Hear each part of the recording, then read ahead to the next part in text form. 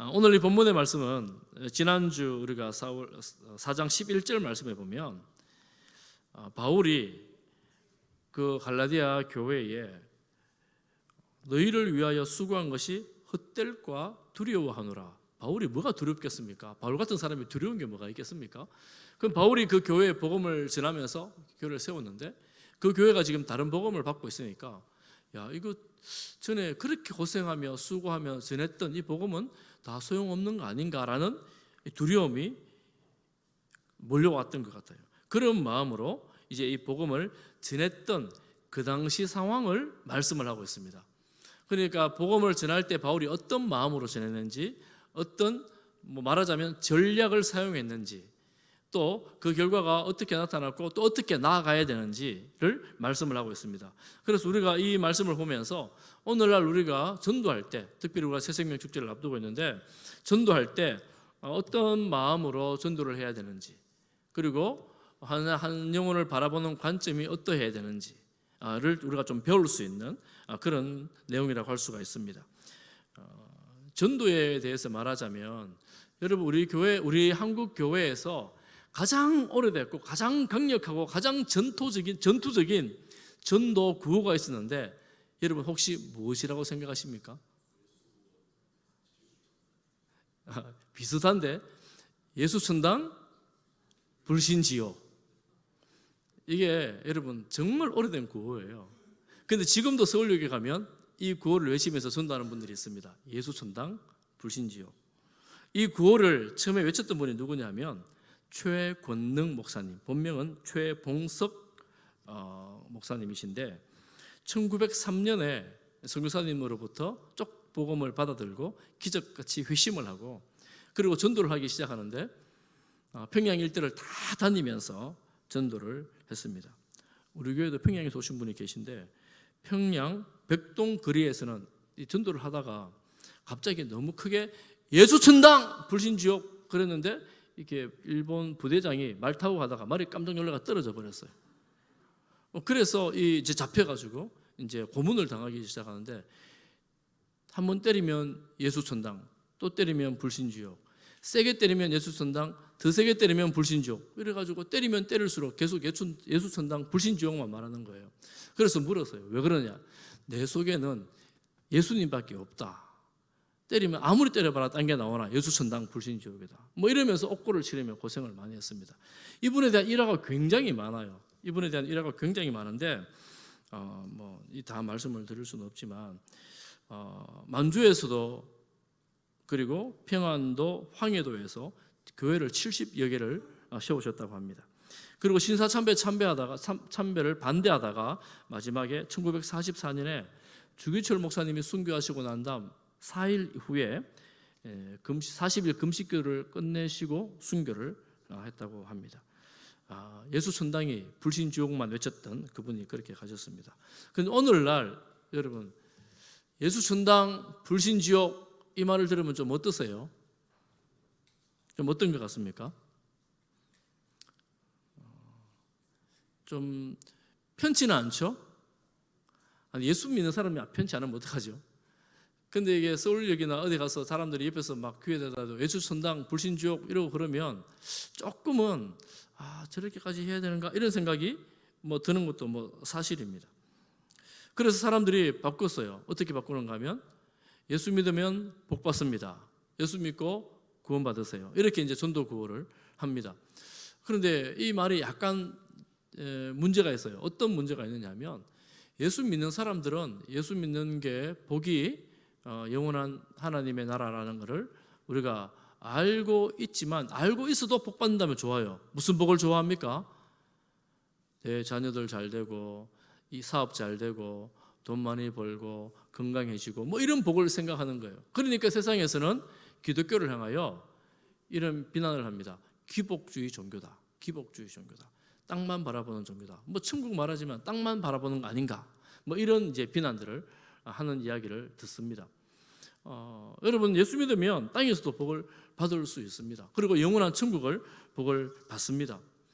그런데 우리가 예수님을 믿으면서 궁극적으로 바라봐야 될 것이 무엇인지에 대해서 오늘 바울은 어떻게 말하고 바울의 선교 전략은 무엇이었는가를 보면 오늘 우리와는 좀 사뭇 다르다 하는 것을 볼 수가 있습니다. 배울 점이 많이 있어요.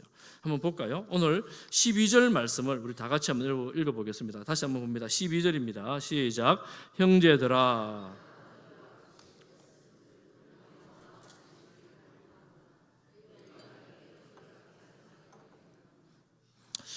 바울은 이 갈라디아 교회 성도들을 향하여 형제들이라고 부르고 19절에는 나의 자녀들아 이렇게 부릅니다. 즉 예수님을 믿는 사람들에게 형제, 자녀처럼 바울은 형제처럼 부모처럼 대했다라는 거예요. 여러분 이게 쉽지 않잖아요. 특별히 우리나라 같이 혈연 문화가 강한 데는 쉽지 않습니다. 유대도 마찬가지입니다. 유대는 우리보다 훨씬 더 혈연 문화가 강합니다. 그런데 이방인들, 낯선 사람들에게 형제라고 또 자녀들이라고 이렇게 말하면서 그들에게 다가갔습니다. 바울의 전도 전략이 바로 이것입니다. 그들과 같이 되는 거예요. 이렇게 말하죠. 내가 너희와 같이 되었은즉, 이게 바울의 전도 전략이에요. 그들과 같이 밥을 먹고 같이 일을 하고 같이 놀기도 하고 같이 차도 마시고 같이 교제를 하는 거예요. 이게 바울의 전도 전략입니다. 왜 그러느냐? 고린도전서 9장에 보면 이런 전도 전략에 대한 설명이 나옵니다. 내가 모든 사람에게 자유로우나 스스로 모든 사람에게 종이 된 것은 더 많은 사람을 얻고자 함이라. 20절을 보면 이렇게 말합니다. 유대인들에게 내가 유대인같이 되었다. 그리고 21절에는 율법 없는 자에게는 내가 하나님께는 율법 없는 자가 아니지만 율법 아래에 있는 자이나 율법 없는 자와 같이 되었다. 유대인들은 율법이 있는 자예요. 그들에게는 율법이 있는 자처럼, 이방인은 율법 없는 자입니다. 그들에게는 율법 없는 자처럼. 22절을 같이 한번 읽어볼까요? 9장 22절 시작. 약한 자들에게는 내가 약한 자와 같이 된 것은 약한 자들을 얻고자 하며 내가 여러 사람에게 여러 모습이 된 것은 아무쪼록 몇 사람이라도 구원하고자 함이니. 바울은 가는 곳곳마다 복음 전하는 대상이 어떤가에 따라서 그 사람들에게 맞춤형 복음을 전했습니다. 복음의 내용이 바뀐 게 아니에요. 바울의 태도가 그들과 함께 했다라는 것입니다. 그가 만난 예수님을 마음에 품고 그 기준을 가지고 그들을 만날 때에 이렇게 접촉점을 그렇게 만들어 갔다 하는 것입니다.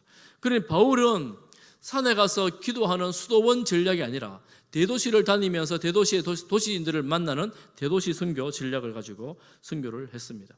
오늘날 우리가 이 시대를 살아가면서 이 전도 전략은 정말 유효하기도 하고 필요한 전략인데 혼란스럽기도 합니다. 같이 된다는 말을 어느까지 이해해야 될 것인가? 우리 예수 믿는 사람들이 예수님을 믿지 않는 사람들과 만나는 것이 좀 어색하지요. 문화도 다르기도 하고 생각하는 것도 다르기도 하고 문제 해결 방식도 다를 때가 많이 있습니다. 그래서 예수 믿는 사람들이 예수님을 믿고 나서 이렇게 살아야지라고 생각하면 예수 안 믿는 사람 만나는 게 불편해집니다. 믿는 사람끼리 만나는 게 훨씬 더 재밌고 말도 통하고 뭐 좀 편해요. 안 믿는 사람 만나면 말도 불편하고 생각도 불편하고 어떤 문제를 해결하는 방식을 나눌 때도 너무 달라 불편할 때가 있습니다. 여러분 어떻습니까? 그래서 우리는 기도 열심히 하고 예배 잘 드리고 그냥 이렇게 살면 되지, 안 믿는 사람하고 굳이 그냥 전도만 하면 되지 그들과 같이 만나서 이야기하고 뭐 이럴 필요가 있는가? 이런 생각을 할 수가 있습니다. 그렇지만 바울은 세상 속에 그리스도인으로 살아갔습니다. 우리 모두가 다 사실은 여러분 삶이 세상 속의 그리스도인들이에요. 세상 속의 그리스도인 아닌 사람은 여기 가운데서 저하고 한 목사님 그리고 뭐 전도사님 정도 사역자 외에는 전부 다 세상 속에 살아가고 있습니다. 여러분 직장에서 만나는 사람 보십시오. 이웃들에서 만나는 사람 보십시오. 대부분은 믿지 않는 사람이 많지 않습니까? 그들의 삶과 함께하는 거예요. 같이 일하고 같이 밥 먹고 같이 차 마시고 같이 이야기하고 같이 놀기도 하고 이런 삶이 참 중요하다는 겁니다. 어렵긴 하지만 바울의 선교 전략이 바로 그것이었습니다. 여러분 그러면 어떻게 살아야 돼요? 그들과 똑같이 생각하고 똑같이 말하고 똑같이 이렇게 즐기는 것입니까? 그것이 아니라 우리가 예수님의 복음을 가지고 있기 때문에 어떤 문제가 생겼을 때 문제 해결하는 방식은 그 사람들은 세상적인 방식으로 문제를 해결하려고 하지만 우리는 이렇게 한다고 나의 생각을 건강하게 말할 수 있고 또 그러면서 때를 봐서 복음을 전하는 거예요. 그때 복음의 증인이 되는 것입니다. 예수님도 사실은 제자들을, 아직 준비도 되지 않은 제자들을 세상으로 보냅니다. 요한복음 17장 18절에 보면, 요한복음 17장은 예수님께서 십자가로 가기 전에 마지막 기도입니다. 이렇게 말씀합니다. 18절에 아버지께서 나를 세상에 보내신 것 같이 나도 그들을 세상에 보내었고, 예수님 하나님께 기도하는 거예요. 아버지 저를 세상에 보내셨잖아요. 저도 이 제자들을 세상에 보냈습니다. 사실은 제자들이 아직 믿음이 별로 없었습니다. 나가서 막 복음을 전하고 하나님 나라를 위해 헌신하고 뭐 이럴 만큼 준비가 안 됐어요. 십자가 질 때 다 도망가 버리잖아요. 그 정도의 제자들입니다. 그래서 예수님은 기도하십니다. 주님, 아버지 저 제자들을 진리로 거룩하게 하옵소서. 또 진리로 하나가 되게 하여 주옵소서. 저들을 지켜 보존하여 주옵소서. 이 요한복음 17장에 보면 이 세상으로 파송하면서 그 파송하는 예수님의 마음이 구구절절 드러나 있습니다. 그러니 우리는 예수님을 믿으면 이 땅에서 살면서 세상에 속하지는 않았지만 세상을 살아가는 그리스도인으로 이 땅에 살아가야 합니다. 이 세상을 떠날 수 없다는 거예요. 이렇게 세상에 살면서 기회를 보고 복음을 전합니다. 바울은 또 말합니다. 어떻게 말합니까? 내가 너희와 같이 되었은즉 너희도 나와 같이 되기를 구하노라. 세상에 동화되어 살아가는 것이 아니라 세상에 살면서 그 사람들을 나와 동화시키겠다고 과감하게 나와 같이 되기를 원한다, 이렇게 말합니다. 바울은 이 면에서 정말 용감하고 담대했습니다. 바울은 감옥에 있을 때, 감옥에 결박되어서 신문을 받을 때가 있었어요.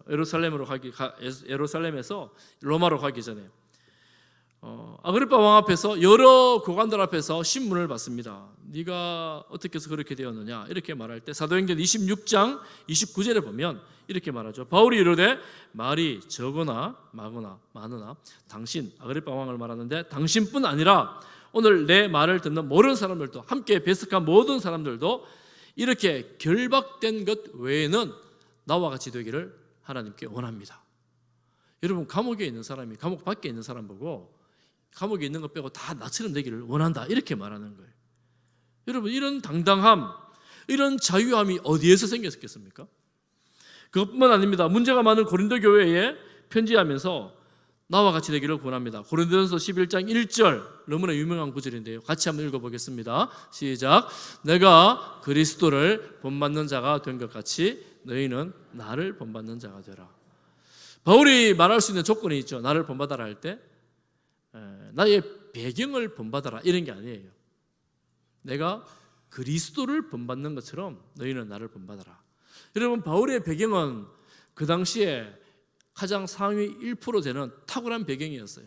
가장 탁월한 문화, 학업 배경, 요즘으로 치면 스카이 이상, 그리고 로마 시민권을 가진 유대인, 바리새파, 이런 쭉 배경을 대고 쭉 살펴보면 그 당시 최고 상위 1%입니다. 그런데 바울이 뭐라고 말합니까? 나의 이 모든 배경은 배설물과 같다, 똥과 같다, 이렇게 말하면서 나를 본받아라. 뭘 본받아라는 건 뭘? 그리스도를 내가 본받는데 내가 그리스도를 본받는 것처럼 너희들도 나를 본받아라, 이렇게 말합니다. 그리스도를 닮아가라, 이렇게 말하는 거예요. 또한 데살로니가 교회를 보면서 칭찬을 합니다. 무엇을 칭찬을 하는가? 1장 6절에 보면 너희는 많은 환난 가운데서 성령의 기쁨으로 말씀을 받아 어떻게 했습니까? 우리와 전도자 바울과 그 일행과 그리고 주를 본받는 자가 되었다라고 칭찬을 합니다. 그러니 바울은 가는 곳곳마다 자신을 본받기를 요구했고 그가 그리스도를 본받는 것에 대해서 당당하게 자랑하며 선포하고 다녔습니다. 사실은 우리가 누군가를 향하여 나를 본받아라 이렇게 말하기 참 어렵잖아요. 쉽지 않습니다. 그런데 우리가 내가 만난 예수님, 내가 예수님 앞에서 예수님을 사랑하고 예수님께 헌신하면서 주를 위해 살아가는 이 삶을 보면서 예수님을 이렇게 닮아가고자 애쓰는 나의 모습을 너희들이 본받기를 바란다, 이런 말을 할 수 있기를 축복합니다. 제가 말씀을 준비하면서 김 목사 너는 그런 말 할 수 있겠냐 딱 물어보니까 제가 사실은 자신은 잘 없고요, 이렇게는 말할 수 있을 것 같아요. 여러분 우리 교회 안에서 주님을 따라 일하는 목회자들, 선교사님들이 많이 나오기를 축복합니다. 가장 영광스러운 복음을 위하여 하나님 나라의 영광을 바라보면서 이 길로 따라오기를 축복합니다. 혹시 젊은 사람들 지금 별로 없지만 젊은 사람들은 그렇게 살았으면 좋겠고, 연세 드신 분들도 은퇴하고 나서 내가 뭘 해야 될지 모르겠다 생각하시는 분들은 늦어도 괜찮습니다. 여러분 복음사에게 저와 함께 동참하기를 요청하며 축복합니다. 가장 영광스러운 일입니다. 바울이 여러분 보시면 이렇게 나를 본받는 자가 되라 그럴 때에 조금 전에 말씀드렸던 그 배경, 이거를 본받아라 그러면 바울은 큰 소리 칠 수 있었습니다. 근데 저 멋진 배경 너희들 알지 않느냐, 얼마나 멋있니, 세상 괜찮아, 살만해, 뭐 이렇게 말하면서 본받아라 그러면 이 사람들은 무슨 할 말이 없었을 거예요. 그런데 바울은 지금 가진 것도 별로 없고 또 그 사람들 앞에서 내놓을 만한 외모가 그리고 자신의 상황이 아니었어요. 오늘 본문 말씀에 보면 이렇게 말합니다. 13절에 처음에 그 교회에 복음을 전할 때, 그 지역에 복음을 전할 때 육체의 약함으로 말미암아 너희에게 복음을 전한 것 너희 알지 않느냐. 육체가 약했는데 많은 학자들이 이 부분을 육체의 약함이 뭐라고 보느냐 하면 눈에 너희에게 보이는 질병이라고 봅니다. 질병이 있었어요. 딱 봐도 아는 질병, 사람들이 보기에 야, 저 연약함을 가지고 눈에 우리가 봐도 뻔히자 몸이 아파가지고 저 어쩔 줄을 모르고 힘든 중인데 이런 복음을 전한다면 사람들이 보기에 뭐라 그러겠어요? 당신 건강이나 좀 챙기고 당신 건강하게 되고 나서 이 복음을 전하세요 그러든지 소식을 전하세요 뭐 그래야 될 텐데 그렇게 하지를 않습니다. 이게 개인적으로 생각해도 그래요.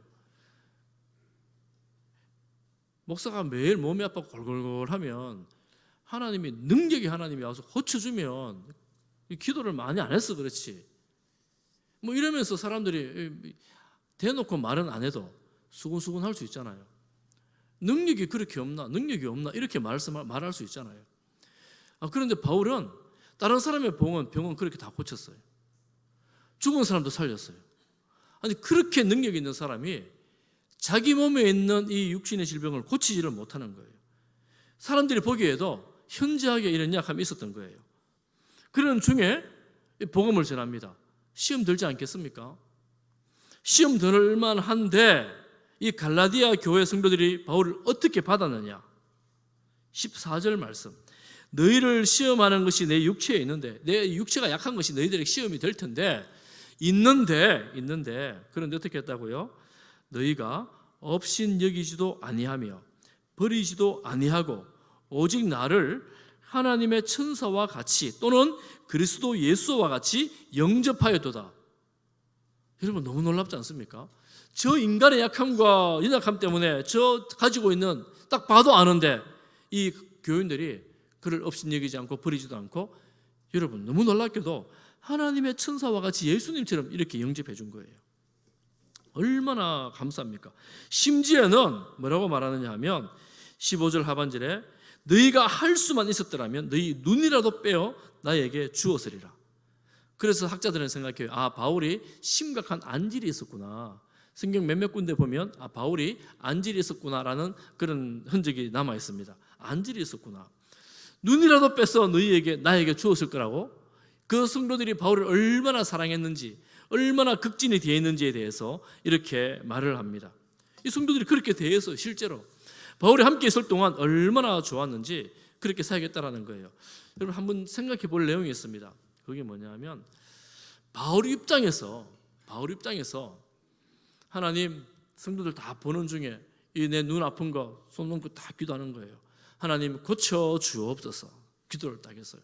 그래서 손을 딱 뗐는데 눈이 딱 나은 거예요. 그러면 여러분 할렐루야 아멘 그러면서 얼마나 많은 사람들이 자 예수님 믿자, 능력 예수님 믿자 이랬을 거 아니에요.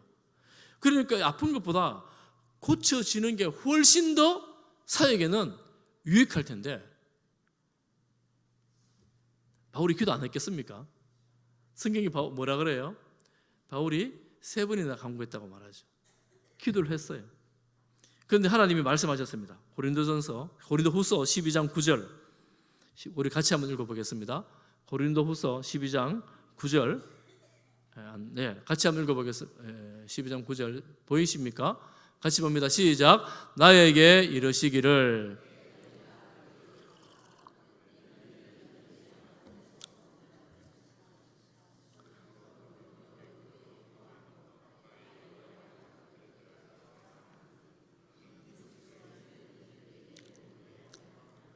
아멘.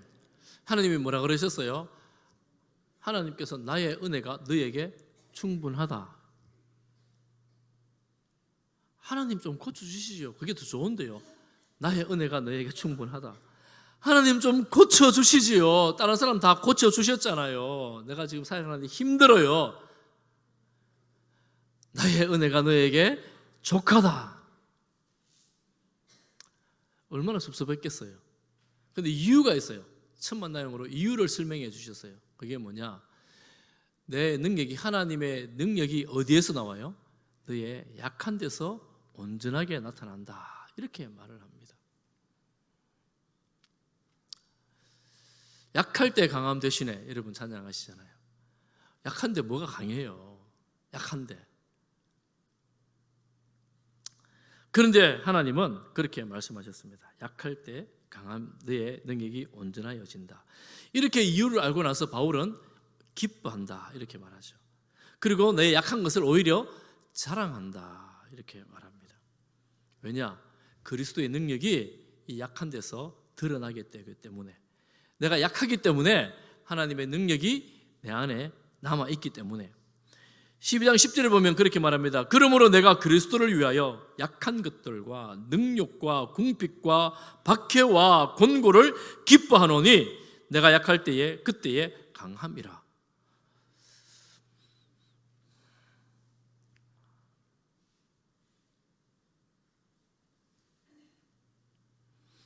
여러분, 사실은 우리가 이 말씀을 여러분 알고 있어요. 교회 오래 다니는 분 다 알고 있는 말씀이잖아요. 내 약할 때 강함 되신다. 찬양도 많이 했잖아요. 알고 있습니다.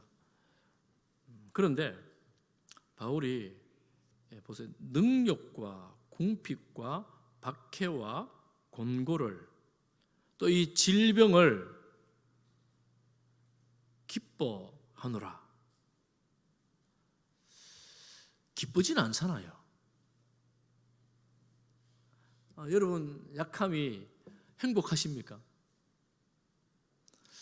우리가 이 사실을, 이 말씀을 모르지 않지만 하나님 그래도 고쳐주세요. 기도하라 하셨잖아요. 그래도 회복시켜 주십시오. 하나님이 괴롭게 하는 거 좀 떠나가게 해주십시오. 하나님 이거 정말 이것만 고쳐주시면 제가 더 열심히 하겠습니다. 이것만 성공시켜 주시면 더 잘하겠습니다. 내가 이만 합격하면 하나님 내가 정말 멋지게 하나님을 섬기겠습니다. 이런 마음들이 우리 마음속에 늘 있지 않습니까?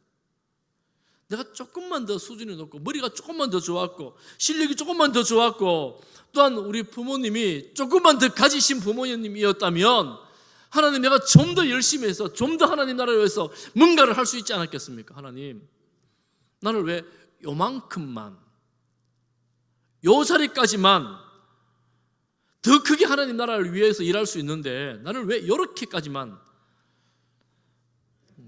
이렇게 하십니까? 이런 마음이 문득 우리 마음에 있잖아요.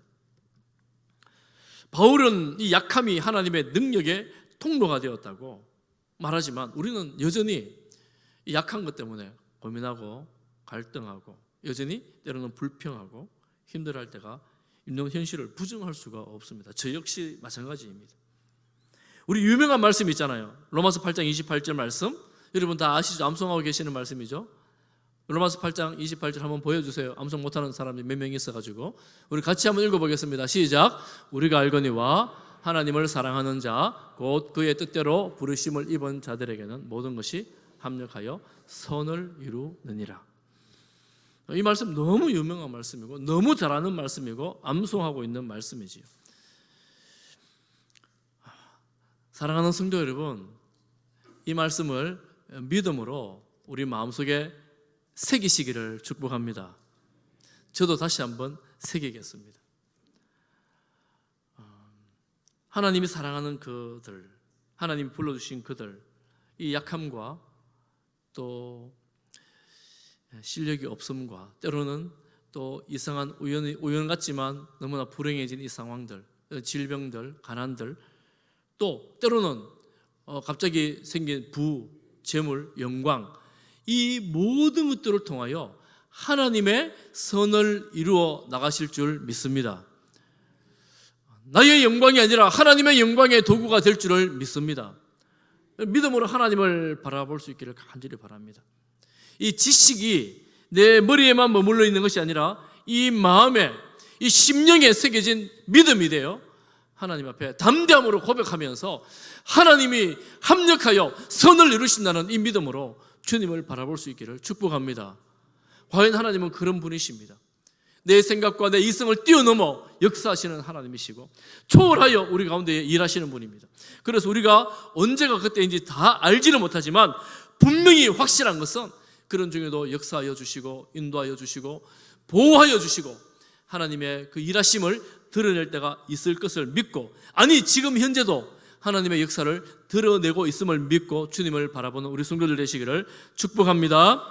여러분, 바울은 이 갈라디아 성도들을 보면서 분명히 하나님께서 그렇게 역사하셨는데 어느 날 그 보고 떠났어요. 어느 날 보니까 이상한 소식이 들립니다.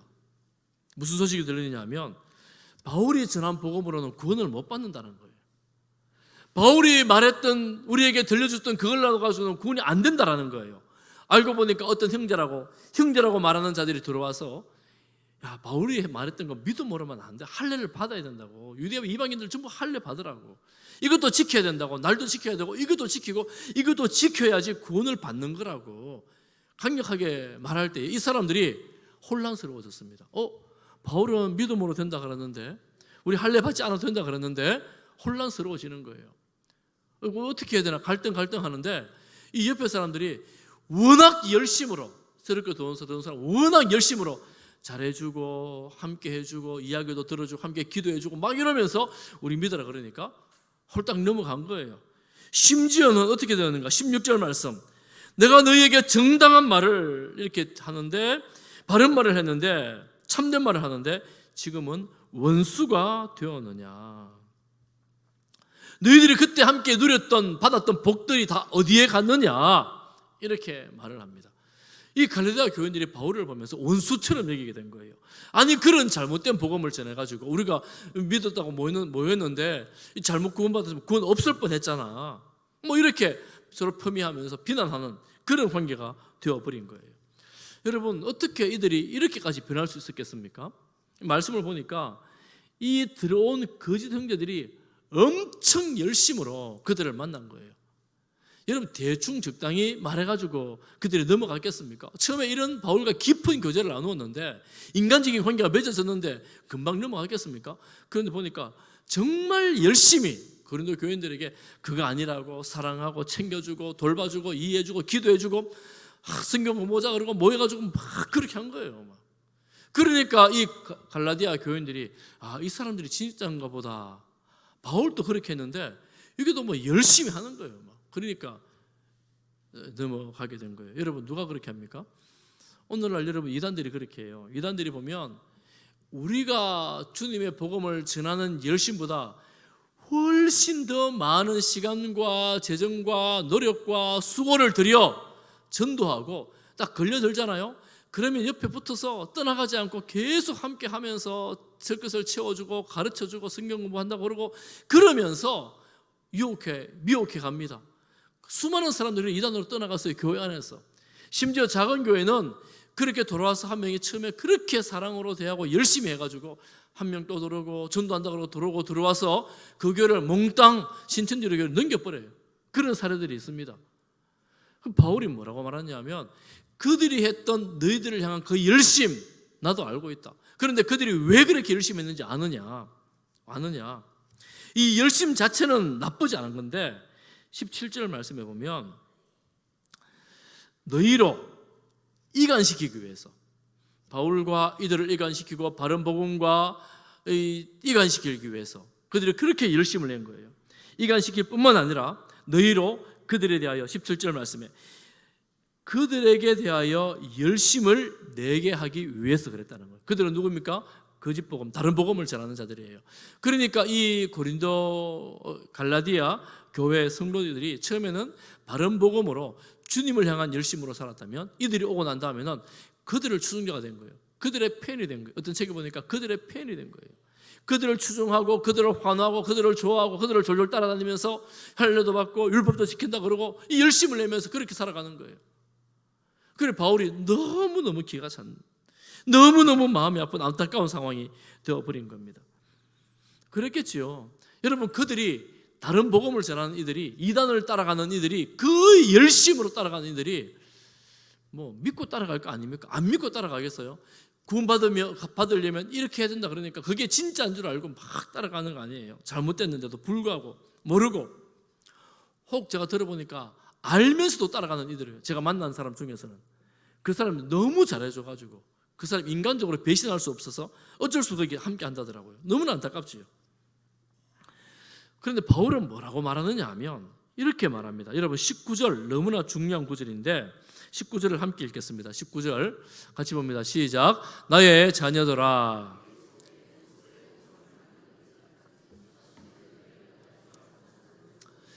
바울의 목표는 뭐냐? 너희들이 나를 닮아라 했잖아요. 나를 본받아라 했잖아요. 그럼에도 불구하고 바울의 목표는 너희들이 그리스도를 닮아가는 것이다. 나를 따라오는 것이 아니라 그리스도를 따라가는 것이다. 그래서 우리가 믿음의 삶을 살아갈 때 궁극적 우리의 목표는 그리스도의 형상을 이루어 나가는 것입니다. 그러니 우리가 인간적인 야망, 인간적인 영광, 인간적으로 나를 추종하는 사람들을 모아가지고 뭔가를 새를 키워가 뭔가 해보려는 것, 이거 정말 비복음적이고 비성경적인 것인데 오직 그리스도를 향하여 그리스도를 닮아가서 그리스도를 영광스럽게 하는 이 일이 바로 바른 복음으로 나아가는 것입니다. 사랑하는 성도 여러분, 우리가 예수님을 알아갈수록 신앙생활 할수록 오직 예수님 바라보면서 예수님을 닮아가는 우리 성도님들 되시기를 축복합니다. 그리스도의 영광이 우리 가운데 임할 때에 하나님의 그 영광스러운 임재 가운데 나갈 때에 우리가 눈이 번쩍 떠여지는 경험을 할 수가 있습니다. 바울은 지금 뭐라고 말합니까? 그것을 위해서 태아를 품고 있다가 이 태아를 출산할 때까지 고생하고 수고하는 그 수고를 내가 다 감당하겠다고 말합니다. 왜냐? 하나님의 그 영광에 눈이 열렸거든요. 부활하신 주님을 직접 만났거든요. 우리가 주님을 만나고 하나님의 영광을 깨닫게 될 때, 하나님의 임재 가운데에 그런 놀라운 경험을 하게 될 때에 나의 영광이 아니라 하나님의 영광 앞에 부복하게 되고 하나님의 그 놀라운 영광 앞에 우리가 나만 아니라 함께 그 영광 앞에 나아가자고 사람들을 데리고 나아가게 되는 거죠. 저는 우리 교회가 이 악한 세대를 살아가면서 우리 온 성도들이, 우리 자녀들이 그리스도의 형상을 닮아가는 놀라운 은혜 가운데 들어가기를 간절히 소망하며 축복합니다. 먼저 우리 자신이, 여러분 세상에, 이 험한 세상에, 어두운 세상 가운데 살아가는 우리가 여러분 얼마나 수고하고 고생이 많으십니까? 얼마나 힘들어요. 이 힘든 세상, 여러분 복음 전하지 않아도 힘들잖아요. 그럼 복음 전하려면 얼마나 더 힘들어요. 내가 이 땅 살아간다는 자체가 힘든 분들이 있어요. 힘든 분들이 있어요. 믿음으로 서 있는 것 자체가 힘든 분들이 있어요. 여러분 그렇게 힘든 세상에 서 있는 여러분들에게 하나님의 영광의 빛이 임하기를 축복합니다. 제가 지난주에 이 말씀 생각하면서 기도하는데 오늘 부르던 1장 찬송, 만복의 구는 하나님, 찬송가 1장 찬송, 만복의 구는 하나님, 온 백성 찬송 드리고 저 천사여 찬송하세, 찬송 성부 성자 성령. 제가 좀 탄식하면서 기도할 내용이 좀 있었거든요. 뭐 그렇게 기도하는데 하나님이 이 찬송을 부르는데 그 하나님의 영광을 제 마음 가운데 비춰주셨다, 보여주셨다, 깨닫게 하셨다.